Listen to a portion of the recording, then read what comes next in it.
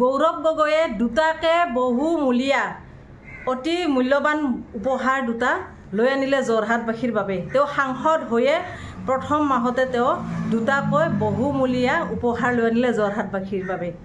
ধন্যবাদ ভিডিঅ'টো ক্লিপ কৰাৰ বাবে। গৌৰৱ গগৈ যোৰহাটৰে নহয়, সমগ্ৰ অসমবাসীৰ বাবে গৌৰৱ।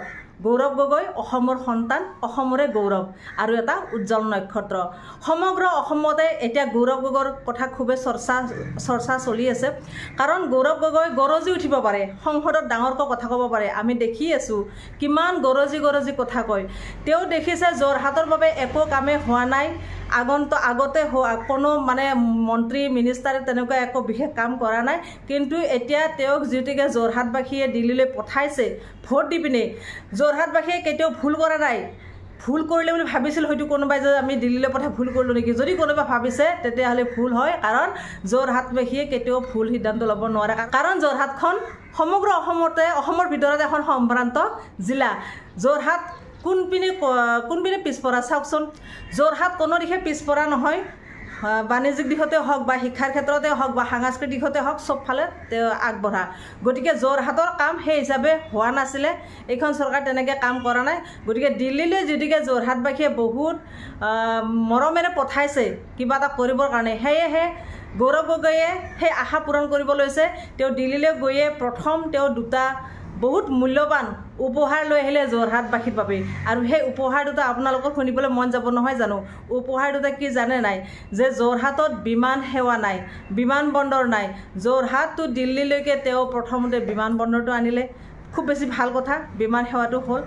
আৰু ইপিনে যোৰহাটত যি ৩৭ নম্বৰ ঘাইপথটো ইমানে বেয়া আছিল, ইমানে তাত এক্সিডেণ্ট হৈ থাকে, বহু মানুহৰ মৃত্যু হ'ল। আৰু সেই এক্সিডেণ্ট হোৱা সেই ৩৭ নম্বৰ ঘাইপথটো, সেই বেয়া পথটো আজি তেওঁ আনিলে। গতিকে বহুত বেছি ভাল কাম, বহুত বেছি মূল্যৱান উপহাৰ। আৰু অকল যোৰহাটৰে নহয়, গৌৰৱ গগৈ অসমৰ যিটো উজ্জ্বল নক্ষত্ৰ, গতিকে অসমবাসীৰ বাবে তেওঁ এই ভাল কামটো কৰিছে। কাৰণ যোৰহাটবাসীয়ে সেই যোৰহাটৰ ৩৭ নম্বৰ পথেৰে নাযায়, আমিও যাওঁ। উজনি নামনি সমগ্ৰ অসমৰ ৰাইজ তাতে অহা যোৱা হয় সেইটো ৰাস্তাৰে, সেইটো পথেৰে।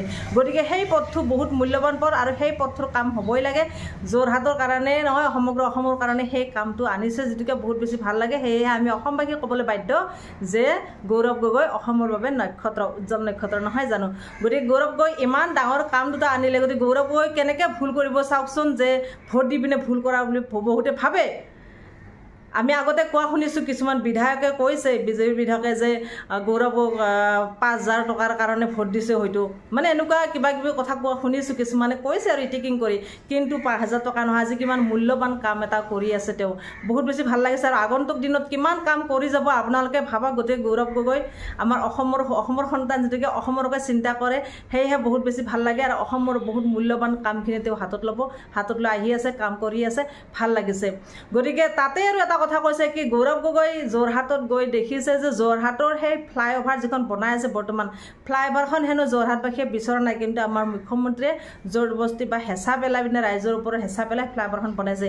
এইবাৰ সেই ফ্লাইঅভাৰৰ কথাও দিল্লী চৰকাৰৰ লগত কাণত পেলাব বুলি কৈছে, যে যোৰহাটক যে সেই ফ্লাইঅভাৰখন প্ৰয়োজন নাই, এই কথাটো দিল্লী চৰকাৰত কাণত পেলাব বুলি কৈছে। গতিকে মই কি ক'ম, যোৰহাটবাসীৰ বাবে কি কৰিছে, কি কৰা নাই, গৌৰৱ গগৈ আপোনালোকে নিজেও শুনক, তেখেতৰ মুখেৰে শুনিলে খুব বেছি ভাল পাব। মই কৈছোঁ ডিচেম্বৰ মাহতো নহয়, ফেব্ৰুৱাৰী মাহৰ ভিতৰতো হ'বনে নহয় এইটো মোৰ সন্দেহ। মোকো গাডকাৰী ডাঙৰীয়াই ক'লে ফেব্ৰুৱাৰী মাহ, মই কৈছোঁ ফেব্ৰুৱাৰী মাহলৈকে যে হ'ব মোৰ সন্দেহ। যিহেতু এইটো হাইৱে তিনিবাৰকৈ তেওঁলোকে টেণ্ডাৰ দিয়াৰ পিছত কেঞ্চেল হৈছে, আকৌ ৰিটেণ্ডাৰ দিছে, চতুৰ্থভাৱে একে হ'বনে নহয় তাৰ কি প্ৰমাণ আছে? আৰু মই যে যি ভাৱ ল'লোঁ, কি হৈ আছে অসমৰ যোৰহাটত, তেওঁলোকে বেছি গম পোৱা নাই। যোৰহাটৰ খবৰ কিবা কাৰণত দিল্লীত কাণত পৰা নাই, কিন্তু মই এতিয়া আহিছোঁ যোৰহাটৰ কি এটা খবৰ আমি দিল্লী আমাৰ চৰকাৰৰ কাণত আমি পেলাম। আনকৈ যোৰহাটৰ আমাৰ যে ৰাইজে ফ্লাইঅভাৰ যে বিচৰা নাই, কিন্তু আমাৰ ফ্লাইঅভাৰ মুখ্যমন্ত্ৰী য'তে যায় ফ্লাইঅভাৰ বনাই থাকে। যোৰহাটৰ ভিতৰতো এটা অপ্ৰয়োজনীয় ফ্লাইঅভাৰ তেওঁ বনাই আছে, ৰাইজৰ ওপৰত হেঁচা ব্যৱহাৰ কৰিছে।